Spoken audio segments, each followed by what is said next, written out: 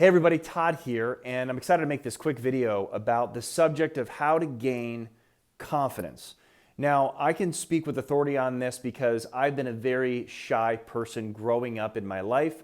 Not so much in sports. Luckily, that gained my confidence so that I can take sports and athletics and actually put that into other scenarios like the real world in relationships and stuff like that. But it took a long time. So I want to encourage you, and behind me is a whiteboard, and I'm going to get to that in a second, why that's so important to go from what's in your head to the action without staying in your head so much, because people, including myself, has such a tendency to stay in our head so much before we actually take action. But let me get to really the definition of confidence, right? So to develop confidence, the good news is you don't have to be born with it. Now, maybe some people are. I certainly wasn't. Maybe some people are just born in a great, confident family, in a very loving, unconditional family. But I think a lot of us have been growing up or have grown up in broken families, broken homes. Maybe we've been bullied a lot, and that could really hurt our adult life, okay? Maybe we've been abused in any way. Maybe we've been the last guy or girl picked on the sports team or the cheerleading team or dodgeball team. Maybe we weren't really competitive in sports. Maybe we didn't get, we're the 8th place person or the 9th place person. And if you ever see Meet the Fockers, you know what I'm talking about. And as a parent there with Ben Stiller, and he would get the 8th, praise on that. Maybe you were somebody that just, for whatever reason, you just, maybe your parents just didn't instill confidence in you. They maybe talked down at you. Maybe your spouse talks down on you, and you don't even know where to turn. And you're on YouTube right now trying to find, how do I gain confidence? How do I feel like $1 million, even though I'm maybe a net worth of zero? Maybe you lost everything. Maybe you had to file bankruptcy, or you went through a divorce, and maybe you're lonely even right now. And you're like, man, I would love to date more people. I would love to get out there and crush it. Maybe you just have a hard time getting out of bed. Maybe you have a hard time going to the gym, a public gym, because you're kind of embarrassed maybe of the kind of certain circumstance that you're in right now and health-wise. But I'm just here to say, well, first of all, let's kind of go into how to gain confidence. How can one develop confidence? Well, that's through small, not big, but small, successful attempts in a proven system. So as you see on the whiteboard, I always try to develop systems for my health, systems for my relationships, and systems for my finances. So in the back behind me, you're seeing a system that I'm developing for my finances, in my affiliate marketing ventures, in my coaching ventures. It's a system in place, KPI system, daily routine. Now, what is this going to do for my business and my career? Doing it and sticking to it is developing confidence.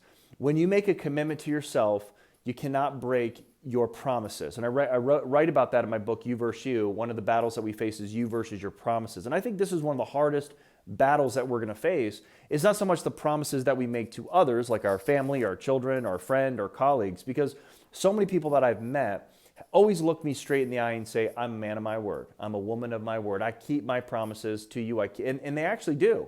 But they don't do a very good job, and including myself on a lot of different things, which I'm also currently working on, is keeping promises to myself. So for instance, going back to the whiteboard here, writing down key performance indicators on a Monday through Friday basis, let's say, whether it's social media, whether it's branding, whether it's my reach outs, whether it's follow-ups, especially if you're in sales or business. I've got to be consistent with this. Now, I've done this for 20 years, luckily, and I've learned, because I've done the 10,000 hours in training and I've done the 10,000 hours in coaching, myself, other people. So luckily, I've been fortunate enough to be at that place, but that's not, I'm not that confident in other areas. So let me tell you where I'm not confident, where I'm really working on it right now, is where I get kind of hung up is even in my career, if I'm doing something new, let's say, or it's a little overwhelming, if I'm launching something new, if I'm trying to be even more purpose-driven, I might hold back on the action. I might be very analytical. And I think this really, what's the quote that I've always heard? Confused mind does nothing, right? So we don't want to be so confused where we're so driven people. We want to have great success, whatever that definition of success is for you, and we want to give back, we want to add value to people, but whatever it is, we're just not, we're procrastination. We're, the cornerstone of poverty. We're procrastinating too much, and I don't want you to have to go through that. So luckily you're watching this video, and hopefully you can take action after this video. So my recommendation to you is this. My recommendation to you is, Wherever you're at, your plan doesn't have to be perfect. The right people do not have to be in place first. The environment does not have to be perfect because it never will be. The money, you might not have enough money. Start anyway. My message on that regard is to start, is to not fake it till you make it, but really close your eyes and visualize yourself first on what it's going to feel like to be that person, to walk that talk, to be that confident person already before it's even happened. Now, we've seen studies like this where, they did studies of free throw shooting. They had certain groups of people actually attempt free throws, one over time with balls. They would really do it, that group, and how much they would make over time. Then they would have another group where they would visualize them having the ball and getting it in every single time that they shot the shot. What's interesting about this study is, who do you think actually, once they got the ball after this, was most effective? It actually was the people that actually were shooting without the ball. Because visualization is such a powerful thing. It's such a powerful thing to even be an athlete, whether you're in high school or college or even professional athletes. Obviously, the Kobe Bryants, the Michael Jordans, they're not visualizing losing. They're not visualizing, they might for an enemy, right? They're always trying to find their enemies so that they can be more driven at that level, especially at the highest level. But they're also visualizing winning. They're visualizing the Super Bowl. They're visualizing the world championship. Any great athlete or even good athlete understands that. But how do we go into the real world? Can we visualize a great marriage? What does that look like? And a lot of times people will visualize a marriage of another person. So as a man, I'm attracted to women, right? I have a wife, right? And I've always been attracted to women. So I've always visualized, and again, I think this is kind of a detriment. I've always visualized this beautiful brunette, wonderful woman, great body, great mom, great wife, blah, blah, blah, right? Now, is there anything wrong with that? No, but what could be wrong with that is you're not visualizing yourself in who you can be for the spouse. You're not visualizing yourself as that confident leader that can provide and really be successful, whatever that looks like, whether you're male or female. And of course, I can go into all details about that. But my whole point is, I think we are having expectations on other people. And that's where I've personally gotten in trouble. And it's actually made me mad. It's actually made me angry. And then I had to catch myself and be like, wait a minute. My whole value system is off here. So my value system needs to be more on me becoming everything that I can become. And I call it pies, right? Focus on the physical side. So what happens when you work out? You get more confident. When you're in the gym more, you're more confident. When you're even having a trainer, you're going to get more confident. And I know the first week, the first month, the first 90 days, it takes 66 days to actually break a bad habit into a good habit. 66 days, not 6 days. So if you're going to the gym 66 days in a row, yes, you're going to get some results, but aren't you going to be more confident that you're not going to keep missing? But so many people will try maybe for 6 days and then give up because they haven't got the six-pack yet. And I'm telling you, friends, I'm still working on my six-pack. I get it here and there. It goes away, comes back, and it's ever kind of elusive, right? But that's what keeps me going back. Looking at pictures of myself a year ago, 2 years ago, 3 years ago, and be like, wow, I look great at these certain times. What was I doing? Let me get back to that. Let me get back to that diet. Oh yeah, I forgot about that. I was very disciplined back then. I wasn't eating sweets. So again, your physical, pies, your physical. I is going to be your intellect, right? Reading books, reading 10 pages a day. That's going to give you more confidence on knowledge.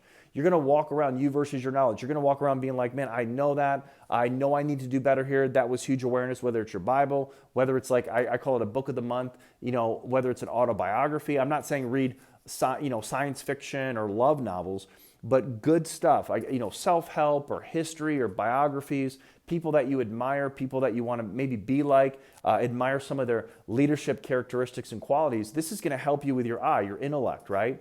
E stands for emotional. So emotional, we can do a whole segment, of course, on women and what they need, the safety that they need, an emotional safety. And guys, really a lot of times don't get that. I'm certainly working on that myself, especially when I'm working with a lot of women on a career basis and also married to someone that I know for a fact, if I give her emotional security, it's actually even better than financial security. So emotional intellect, right? The EQ, like having emotional, like not reacting, for instance, not getting angry, not getting so upset quickly. Even if someone is pissing you off, run. If you're about to get in a fight in a bar, don't fight back. Just run out of the bar. That actually shows more strength than punching the person in the face, than getting, I mean, who knows if they have a knife, who knows if they have, you know what I'm saying? So people could get killed in this situation, literally, if they're not careful. And it doesn't make you a coward to run away from a dangerous situation. Sometimes you can't. Sometimes your back is literally backed up against the wall, and maybe you do have to fight back figuratively and literally. And of course, we don't want anyone to take advantage of us and all that good stuff, but I'm just saying having the emotional intelligence to really be prepared in that. And again, it goes down to visualization, visualizing that could happen.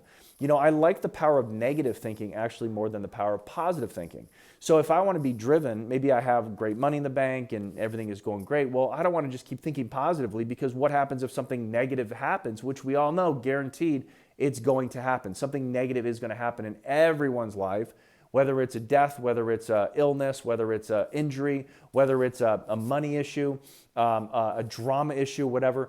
That's going to happen. So if you visualize, especially in your meditations in the morning, okay, this could happen. How can I prepare for it? It's the same thing in athletics. There are going to be fumbles. Every single quarterback throws at least one interception, even the greats, at least once in one game. Not every game, but a lot of quarterbacks, even in the NFL, throw interceptions, okay? It happens. The greatest of all time throw a lot of interceptions. In baseball, every time that even a Hall of Famer got up to bat, 3 out of 10, they're hitting the ball. 7 out of 10, they're striking out. And these are Hall of Famers, not just average baseball players, okay? 3 out of 10, a batting average of 300. So I'm just telling you, you will fail. You will have bad situations happen to you. So are you going to be mentally prepared first and visualize that, what you're going to do, how are you going to react? I call it, how are you going to react to the defense? You know, you got to play offense, but you also have to play defense too. You know, even finances. Well, you have a lot of money right now. Things are going great. Are they always going to go great? Probably not. Are you saving enough every single month? Are you putting enough away? Are you putting enough away for taxes? Are you putting enough away for, because certain situations, believe me, from my own, career and from my own things that I've learned the hard way, this is what I didn't do a lot of times. I was always saying, oh, this is great, this is great, this is great. But even when things were great, I should have paused even a couple years ago and said, okay, things are great. So let me double down here. Let me double down here, because this is what I wanted to do. I'm getting lazy now. I'm getting apathetic, which is a natural human instinct common to us all, which we're seeking our comfort zone, which nothing ever changes. I don't want to be apathetic, even though right now in this very moment, I'm making great money. I'm crushing it. Marriage is good. Kids are healthy. But this is the moment I should be doubling down on certain things that I've always wanted to get to, because now things are going good. And I'm telling you, this is how you're going to develop confidence. Confidence is developed in small, successful attempts in a proven system. So you got to get into a system. So what routine are you in right now? What system is your business in? What system is your marriage in? Do you have a date night every single week? Do you have a therapist or a coach that's guiding you and your spouse every single week or a few times a month, even if your marriage is great?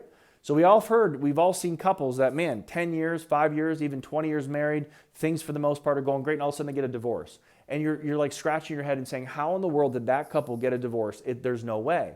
Well, maybe they didn't do what I'm talking about. Maybe they got too overconfident that everything is always just going to go a certain way. But people change, personalities change. I believe they do. I mean, not always, but I definitely, it's safe to say that things do change. Circumstances change. We age. We're getting older. We're not getting faster. We're getting older, okay? So again, perspectives are also changing the older that we get. Things are less important to us that were most important to us in our 20s and 30s, in our 40s and 50s, and even you see what I'm saying? Things change. So you've got to prepare for that yourself by focusing on the pies, right? And the S stands for spiritual. And I believe this is obviously the most important one. So spirituality is massive, because it gives us vision, it gives us purpose, it gives us a mission on what we're doing with our career, with our relationships, with our finances. Tithing the 10% first. Even if you don't even believe in God, it's just such a spiritual thing to do, even if you're an atheist, and you're going to find so much fulfillment in that, giving to your favorite charity. And it doesn't matter if you believe in God or not. I think we are all spiritual beings, and we want to give. We do want to give. I think all of us have good hearts. I mean, most people are good people.